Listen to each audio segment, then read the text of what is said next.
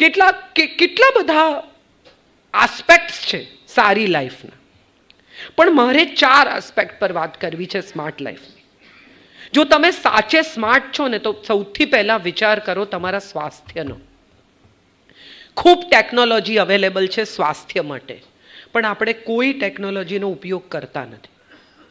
Blood પ્રેશરનું machine ઘરમાં હોય, લઈ આવવામાં આવ્યું હોય, તેમ છતાં માપવાનું આપણને આળસ આવે. કેમ? કારણ કે પછી પ્રેશર આવે તો, પણ એ તો હશે તો આવશે. ડાયાબિટીસ ટેસ્ટ નહીં કરાવવાનો. કેમ? તો કે આંકડો મોટો આવે તો, પણ એ તો હશે તો આવશે. સ્માર્ટ હોવું એટલે સૌથી પહેલાં પોતાના સ્વાસ્થ્ય વિશે જાગૃત હોવું. ટેકનોલોજીનો સાચો ઉપયોગ. હવે તો ફોન કહે છે તમને ડાયાબિટીસ વિશે, તમારા હાર્ટના બીટિંગ વિશે, તમારા બ્લડ પ્રેશર વિશે. આપણે ફોન ઉપાડવો, મૂકવો અને વોટ્સએપ કરવા, આ સિવાય એનો કોઈ ઉપયોગ કરતા નથી. અને વોટ્સએપને કેટલા વધારે પહોંચાડી શકાય. ગ્રુપ બનાવે ને એમાં વધારે પાછું મૂકે ને પાછા એક ગ્રુપનું બીજું ગ્રુપનું એનું ત્રીજું પાછું ગ્રુપ બનાવે. અને જાત ભાતનું તમારી ઉપર જે મેસેજ આવે છે તમે વિચારી જો, આદુ ઘસો ને આમ કરો ને ફલાણું ચહેરા પર ચિયા સીડ લગાડો ને. તમે એને એકવાર ફોન કરીને પૂછજો કે આ બધું તમે વાપરો છો? એનું પહેલું રિએક્શન એવું હશે કે ના મેં નથી કર્યું, તો મને કેમ મોકલો છો? હમણાં એક જોક કોઈએ મને મોકલ્યો છે કે અમદાવાદમાં, ગુજરાતમાં જે લોકો દારૂ પીને મરી જાય છે એક્સિડન્ટ કરીને, એને લેવા યમરાજ જવાની ના પાડે છે. સેલ્ફ ડ્રાઈવ જે લોકો ડ્રિંક એન્ડ ડ્રાઈવ કરીને મરી જાય એને યમરાજ લેવા જવાની ના પાડે છે. તો કે કેમ, શું થયું, કેમ નથી જવું? ચિત્રગુપ્ત પૂછે છે. તો કે અરે એક તો દારૂ પીને એક્સિડન્ટ કરીને ગુજરી ગયો ને પાછો ઉપરથી હું લેવા જાઉં ત્યારે જીદ કરે છે કે પાછળ બેસો, પાડો તો હું ચલાવીશ.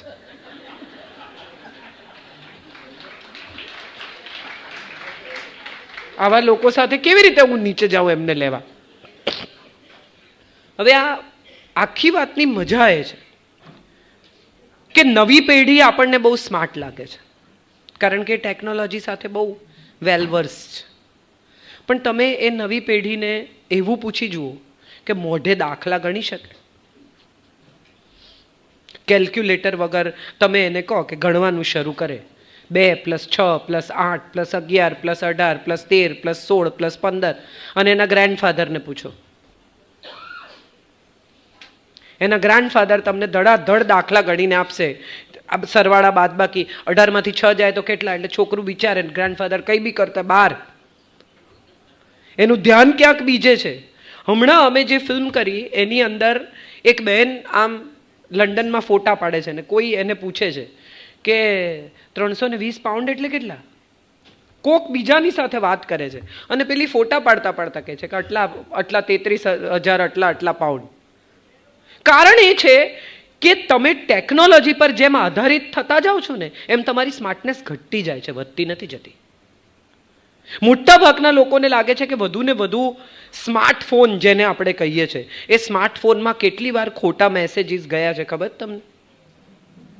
અને ન મોકલવાના એવા લોકો પાસે પહોંચી ગયા છે. હમણાં જ કોઈક મારી સાથે મજાક કરતું હતું કે કોઈક માણસના ઘરમાં બહુ ઝઘડો કરવો હોય ને તેને લખી દેવાનું લવ યુ ટુ એની પત્નીને. એની પત્ની સીધો ફોન કરે, આ ટુ કોને લખ્યું? કોનો મેસેજ આવ્યો તો જેને તમે જવાબ આપ્યો? એના ફોન પરથી એની પત્નીને તમે લખી દો કે love you too. Oh sorry, આટલું જ કરવાનું. એથી વધારે કંઈ કરવાનું નથી. એની પત્ની તરત જ ચાલુ થઈ જશે કે આ ટુ કોને લખ્યું.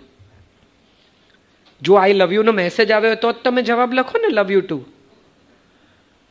હવે આ મજા એ છે કે આપણે જેમ વધુ સ્માર્ટફોન, જેમ વધુ ટેકનોલોજી આધારિત થઈએ છીએ એમ સ્માર્ટ નથી થતા, ડોબા થતા જઈએ છીએ. વધુ ને વધુ આધારિત, વધુ ને વધુ ગીવન, વધુ ને વધુ સરેન્ડર. કેટલાક લોકો તમારા ઘરમાં દાખલ થાય ને એની સાથે તમને પૂછે ઝીણીપિનનું ચાર્જર છે, ઝીણીપિનનું ચાર્જર છે. એનો પોતાનો શ્વાસ જતો રહેવાનો એ લેવલ પર ચાર્જર ગોતે. અરે આટલું બધું હોય? 5 મિનિટ ફોન નહીં હોય કે નહીં આવે. ભલી જગ્યાએ સિનેમામાં ક્યાં ક્યાં ફોનના ચાર્જિંગ માટે, ફોન ઉપર, અને દરેક માણસને એમ છે કે એ એના કરોડોના સોદા રખડી પડશે. એકચ્યુઅલી તમને કોઈ શોધતું નથી અને તોય થોડી વારે ચેક કરે કે મને કોઈ ગોતે છે. કોઈ તમને શોધતું નથી. તમારા વગર કોઈનું કંઈ અટકતું નથી. એ સત્ય તમને સમજાય ને, એ સ્માર્ટનેસ છે. તમે એમ માનો કે મને કોઈ ગોતે છે, મને મારા વગર આનું, અરે બિચારા કોઈ વિચારું નથી. તમારા વગર તમને જો એણે મેસેજ કર્યો કે આપણે આજે સાંજે મળીએ છે, તમે 15 મિનિટમાં જવાબ નહીં આપો ને તો એ કોકને મળી લેશે સાંજે. તમે એમ માનો છો કે તમારા વગર એ કોઈને નહીં મળે, બિચારા ઘેર જતા રહેશે, એમની સાથે કોઈ નથી, એવું કંઈ છે જ નહીં. સ્માર્ટ માણસ એ છે જે જીવનના સત્યોને સમજે અને સ્વીકારે. સ્માર્ટ લાઈફ એ છે જ્યાં તમે તમારી જાત સાથે ટર્મ્સ પર આવો. તમે એ રિયલાઇઝ કરો કે તમારા વગર કોઈનું કશું અટકશે નહીં, અને તમે નહીં હો ત્યારે જગતમાં કશું જ બદલાશે નહીં. અને અહીં સંસ્કૃતિ એટલા માટે કામ લાગે છે કારણ કે દરેક પિતાને અગ્નિદાહ એનું સંતાન આપે એવો નિયમ આજથી હજારો વર્ષ પહેલા આપણી સંસ્કૃતિમાં દાખલ થયો છે. આપણી સંસ્કૃતિ સમજાવે છે કે જેને તે જન્મ આપ્યો ને એ જ તને અગ્નિદાહ આપશે. આ જીવનનું સત્ય છે. શીખી લે આ.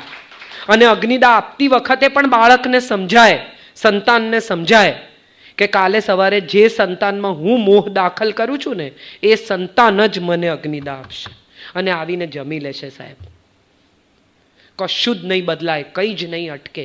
એવું તમે જે દિવસે સમજી જાઓ ને ત્યારે તમે સ્માર્ટ છો. અને આ સ્માર્ટનેસ તમને તમારી સંસ્કૃતિ હજારો વર્ષ પહેલા આપી છે. In some 1000 years you were told that this is what life is all about.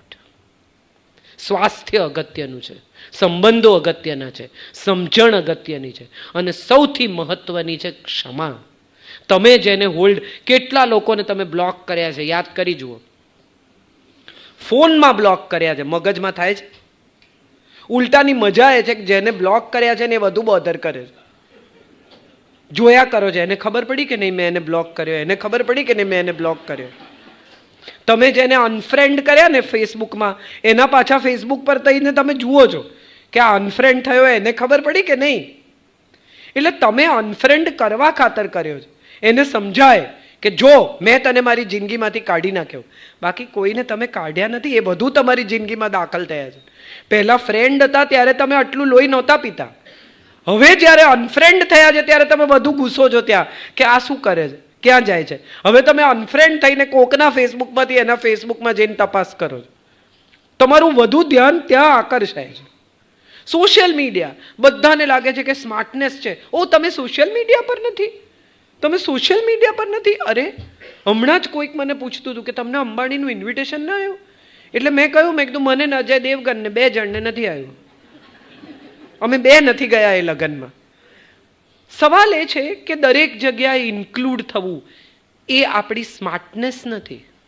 તમને ગમે કે ન ગમે, દરેક જગ્યાએ તમારે દેખાવું, ત્યાં ફોટા પાડવા, ત્યાં ઇન્ક્લુડ થવું, તમારી જાતને બધાની વચ્ચે પ્રદર્શિત કરીને એવું કહેવું કે હું છું, હા હું છું, હું છું, હું છું.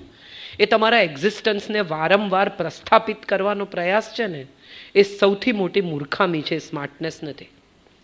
તમે જો એમ માનતા હો કે બાકીના લોકો એથી તમને ચાહવા લાગશે, કે બાકીના લોકો એથી તમને અપ્રિશિએટ કરશે, તો નહીં કરે. કારણ કે તમને એમ કહેશે કે તમે બધે જ હો છો, મુંડનમાં આવ્યો છો, જનોઈમાં આવ્યો છો, લગ્નમાં આવ્યો છો, ને કોક ગુજરી જાય ત્યાં આવ્યો છો, નવરા છો?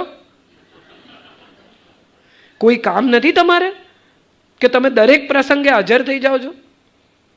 So being smart is choosing. Choose where you want to be and where you don't want to be. Who are the people you want to be with and who are the people you don't want to be with? Who are the people who will enter in your life and who are the people who are not allowed to enter your life? This is what smartness is all about. અને આ આપણી સંસ્કૃતિએ સદીઓ પહેલા શીખવ્યું. આપણને શીખવ્યું કે શત્રુ અને મિત્ર 2 જુદા છે અને બધા જ મિત્ર ન હોઈ શકે. આ આપણને આપણી સંસ્કૃતિએ સદીઓ પહેલા શીખવાડ્યું કે દરેક માણસને આપણે મિત્ર ન બનાવી શકીએ. પહેલાં ઓળખીતા હોય પછી મિત્ર થાય. માણસને ઓળખો, એમણે કહ્યું ને ઓળખે છે. ઓળખવા, માણસને જાણીને એના આપણે તો અત્યારે તો જે આવે એને ફ્રેન્ડ કરીએ, એના જીવનમાં ઘૂસીએ. અને મજાની વાત એ છે કે આ સોશિયલ મીડિયા અથવા ટેકનોલોજી, જેને આપણે સ્માર્ટ લાઈફ માનીએ છીએ, એણે આપણને શું શીખવ્યું? તો કે એણે આપણને પ્રકૃતિથી દૂર જતા શીખવ્યું. તમે સ્વિટ્ઝરલેન્ડમાં આલ્પ્સ પર્વત પર કેબલ કારમાં જતા હો તો એ તમે કરો છો શું? તો કે ફોટા પાડો છો. આજુબાજુ જોવાનો તમને ટાઈમ નથી. કેમ? તો કે આ સાંજે ફેસબુક પર મૂકવા પડશે. કેમ? તો કે પછી આવશે ને લાઇક્સ. ટીનેજના બાળકો, જેને આપણે, મેં તમને કહ્યું તમારા બાળકો તમને બહુ સ્માર્ટ લાગે છે, પણ એકચ્યુઅલી ટીનેજના બાળકો સૌથી તકલીફમાં છે અત્યારે, કારણ કે એમને ફિયર ઓફ મિસિંગ આઉટ છે. એમને એમના પિયર ગ્રુપમાં કોઈ ન સ્વીકારે તો એમને ખૂબ તકલીફ થાય છે. આપણી સંસ્કૃતિ આપણને શીખવાડ્યું એકલા ચાલો રે. સિંહના ટોળા ન હોય, ઘેટાના ટોળા હોય. સિંહ તો એકલો જ હોય. આપણે આપણા સંતાનોને આ વારસો નથી આપી શક્યા, અને ઓર આપણે એમને કોન્શિયસ કર્યા છે કે તને નથી બોલાવ્યો. કેમ તને નથી બોલાવ્યો? તારે કંઈ ઝઘડો થયો છે? We are trying to push them into fear of missing out. આખી એ પરિસ્થિતિમાં આપણે એમને શીખવાડીએ છીએ કે ફલાણા સાથે દોસ્તી કર, કારણ કે આગળ જતા મોટો માણસ થવાનો છે, એ તને કામ લાગશે. અરે 50 વર્ષ જે કામ ના લાગે, હવે બાકી ક્યાં બીજા 50 કાઢવા છે? કંઈ કામ નહીં લાગે. પણ આપણે બધા સ્માર્ટ લાઈફના નામે સ્વાર્થી થઈ ગયા, સેલ્ફ સેન્ટર્ડ થઈ ગયા. આપણને બધાને લાગે છે કે આ સેલ્ફ સેન્ટર્ડનેસ જે આપણે પકડી છે ને, હું, મારું જીવન. તમે જુઓ કેટલા બધા લોકો તમને મળતા હશે, એ બધા પોતાના વિશે બોલવા તત્પર છે. મેં શું કર્યું, હું શું કરું છું, મેં મારા જીવનમાં કેટલું દાન કર્યું. હમણાં થોડા વખત પહેલાં હું ને તુષારભાઈ અમેરિકા ગયેલા, તુષાર શુક્લ. તુષારભાઈને આગળ બેસવાનો બહુ શોખ ગાડીમાં, ને એમને મજા આવે જોતા જોતા. ને હું બેસ્ટ, અમે જેવા ફ્લાઇટમાંથી ઉતરીએ એટલે હું પાછલી સીટમાં જઈને ઊંઘી જાઉં. ને પેલા ભાઈ જે એમને લેવા આવ્યા હોય એ શરૂ કરે કે અમે જ્યારે આવ્યા ત્યારે $500 લઈને આવ્યા હતા. કોકની રકમ 300 હોય, કોકની 500 હોય, કોકની 800 હોય, પણ સ્ટોરી સેમ. પછી 3 નોકરી કરી, પછી આમ કર્યું, પછી ગેસ સ્ટેશન ખોલ્યું. ગેસ સ્ટેશન પર હું 12 કલાક જાતે મહેનત કરતો હતો. મોટેલમાં હું જાતે ફ્રન્ટ ડેસ્ક. Same story. 2-3 દિવસ તો અમે જ્યાં જ્યાં ગયા ત્યાં હોસ્ટ લેવા આવ્યા, એમની વાત તુષારભાઈએ સાંભળી. ચોથે દિવસે મને કે તું ઊંઘી ન જા. મેં કીધું એટલા માટે ઊંઘી જાઉં છું કે મેં આ સ્ટોરી સાંભળેલી છે, તમે પણ ઊંઘી જાઓ, કારણ કે આમાં કંઈ છે નહીં. આ તમને કંઈ નવું સાંભળવા નહીં મળે. Talking about yourself continuously is not smart. When people talk about you, you are smart. Good or bad, you can't ignore me. મારા અસ્તિત્વને જ્યારે જગત સ્વીકારે છે ત્યારે હું સ્માર્ટ છું. મારે અસ્તિત્વ સ્વીકાર આવડાવવાનો સંઘર્ષ કરવો પડે છે ત્યારે હું સ્માર્ટ નથી. આપણો પ્રયાસ એ છે કે આપણે દરેક લોકોને આપણું અસ્તિત્વ સ્વીકારવાનો પ્રયત્ન કરીએ છીએ. મેં આ કર્યું, હું આમ કરું છું. કોકને ત્યાં લગ્નમાં જઈએ ત્યાં પણ મહેંદીમાં બધાએ પીળા પહેરવાના. શું કામ પીળા પહેરવાના? એણે કીધું એટલે મારે નથી પહેરવું, મારી ઈચ્છાનો પ્રશ્ન છે. ડ્રેસ કોડ આવે, વેલકમ પાર્ટીનો ડ્રેસ કોડ, બીચ પાર્ટીનો ડ્રેસ કોડ, ફલાણાનું આમ, કાર્નિવલનો ડ્રેસ કોડ. ને આપણે પણ એ પ્રમાણે બધા કપડાં ખરીદીને ભરીએ. ન હોય તો ખરીદીએ ગાઉન. કેમ કે ત્યાં ગાઉન છે. નથી પહેરવો મારે ગાઉન, મારે સલવાર કમીઝ પહેરવું છે. સંસ્કૃતિ તમને શીખવે છે યુનિક થતા, ટોળામાં નહીં ભળતા, તમારા અલગ અસ્તિત્વની ઓળખ ઊભી કરતા. ગાર્ગી 21 વર્ષની છોકરી યાજ્ઞવલ્ક્યને રોકે છે. જનક રાજાએ જાહેરાત કરી છે કે સૌથી શ્રેષ્ઠ બ્રાહ્મણને 1000 ગાયો મળશે. અને યાજ્ઞવલ્ક્ય કહે છે લઈ લો, આપણે જ છીએ, આપણાથી શ્રેષ્ઠ કોઈ નથી. અને 21 વર્ષની છોકરી વચ્ચે કનુ ઋષિની દીકરી કહે છે કે 1 મિનિટ, તમે કેવી રીતે નક્કી કર્યું કે તમે શ્રેષ્ઠ છો? આપણે શાસ્ત્રાર્થ કરીશું, હું તમને પ્રશ્નો પૂછીશ અને એના ઉત્તર જો તમે સાચા આપો તો તમે શ્રેષ્ઠ છો. અને બાકીના બ્રાહ્મણો સપોર્ટ કરે છે કે બરાબર છે, એના પ્રશ્નોના જવાબ આપવા પડે. અને યાજ્ઞવલ્ક્ય અને ગાર્ગી વચ્ચેનો સંવાદ એ આપણી સંસ્કૃતિના શ્રેષ્ઠ પ્રશ્નોત્તરી છે. પણ આપણને આવી ખબર નથી અને આપણે જાણવું નથી. ચિયા સીડથી વજન ઉતરે છે એવી આપણને ખબર છે. અને એ કોકે કીધું છે પાછું, આપણે તો પ્રયોગ કર્યો નથી, પણ તરત આગળ મોકલી દીધું છે કે જેને જરૂર છે એને. મારે ક્યાં જરૂર છે? પણ પેલાને જરૂર છે, એને મોકલો. સવાલ એ છે કે ફરી ફરીને પાછળ જોવું એ ભૂતકાળ છે, પણ વીતેલા સમયને અને એ સમયે આપણને આપેલી ભેટોને યાદ રાખવી એ સંસ્કૃતિ છે. આપણે આ ભેટો ભૂલી ગયા છીએ. હવે બધા હમણાં અમેરિકામાં જે ગયા હશે લેટેસ્ટ, એ બધાને ખબર હશે કે ટર્મરિકની ગોળીઓ મળે છે.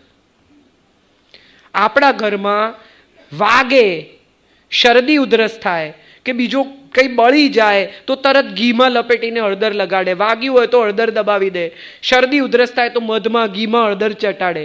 હવે આ ટર્મરિકની ગોળીઓ ખવડાવે છે અને હળદરની પેટન્ટ થાય છે. આ સ્માર્ટ છે? હવે આપણને પતંજલિ સડનલી આપણા જીવનમાં આવ્યું છે અને એમ કહે છે કે અમે બધી નેચરલ પ્રોડક્ટ કરીએ છીએ.